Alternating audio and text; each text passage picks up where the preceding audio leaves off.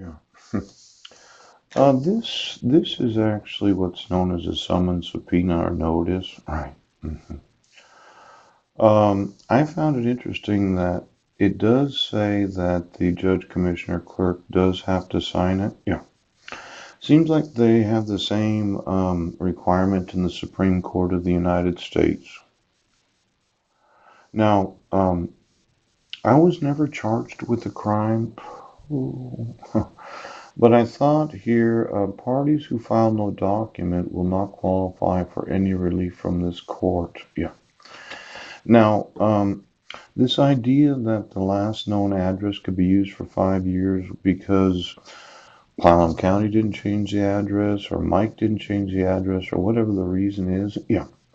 I actually have the right to get notice of court hearings.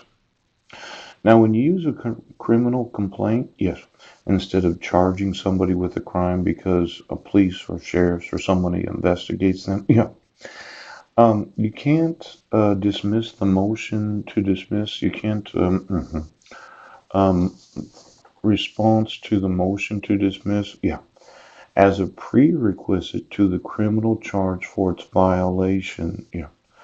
Now, the evidence available established that had knowledge of the order and knowingly violated its restraint provisions on the date for which he is charged with a crime. Yeah.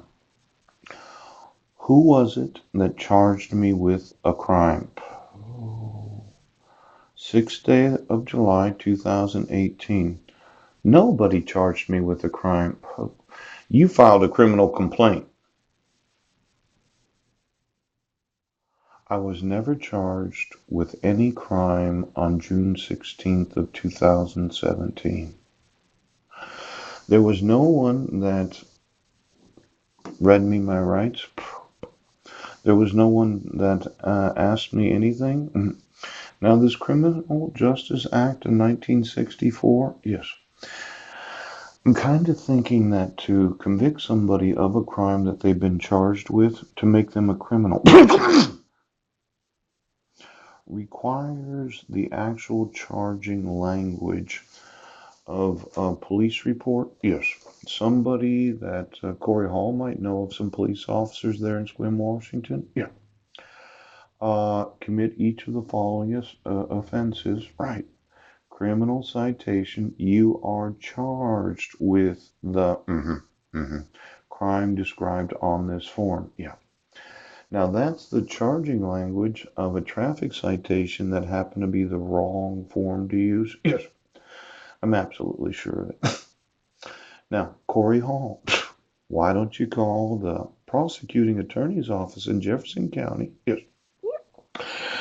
And inform them that when you use a criminal complaint, yes, you can't convict a person, right, of being a criminal, yes, without somebody charging them with an offense. Oh, you're going to get sued for that one. And I think, Brett, that you actually did violate the Criminal Justice Act. As much as you dislike the thought of it. I know it's upsetting, but you'll go to prison for a very long time. Now, I know you've got to get me in court on Wednesday morning, but notify the defendant that a failure to appear and defend will result in a default judgment against the defendant. Yeah, it has to be signed by the clerk and bear the court seal. Yes.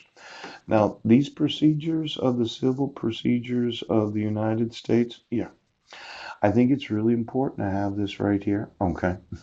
It's kind of an electronic signature. Yeah. Now there's probably some sort of seal on here someplace. Yeah.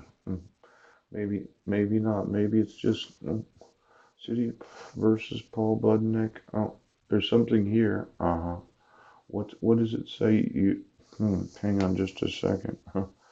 Um, something your arraignment was on, oh, look at January 5th of 2016. Yes, they put that in the red. Your arraignment was 1/5 of 2016. Yeah.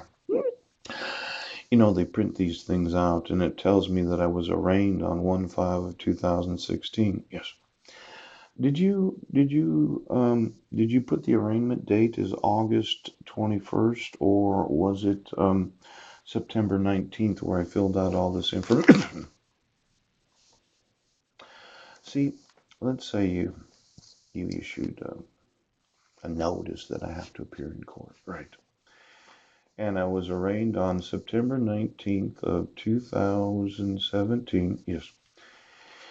And somebody said that I failed to appear when I actually communicated with law enforcement that I wanted notice and they could have personally served me. Yes. But they just don't do that. They just send it to the wrong address. Now, was the arraignment date that I failed to appear at August 21st, or was it September 19th? Because you remember the video arraignment? Brett Roberts. Where he had knowledge that I had personally requested from law enforcement notice from the state of Washington, yes, informing me what it was about. And he said, well, he had knowledge of the court hearing. Why didn't he show up? Well, I think when you put the arraignment date has some significance. Yes. Now, I was allowed to leave under my personal recognizance. Spent the last 16 months doing every fucking thing that you said. Yes. And for some reason, you have to have me in court. Your arraignment was on January 5th of 2016. Yeah. Keith R. Wills, I'm guessing he's the clerk of the court. Yeah. And it was a hearing, a review hearing. Now, why would it be important to put that date on there as if it were some sort of significance? Now, does somebody know why you would want to remind the defendant, yes, of the date that they were arraigned? People forget that. As if, what? I just can't remember when I was arraigned before a judge. As if going to court was something that you experience all the time. Yeah. Now, as a defendant, I'm one of these that really doesn't like going to court unless you give me a notice requiring me to have to appear.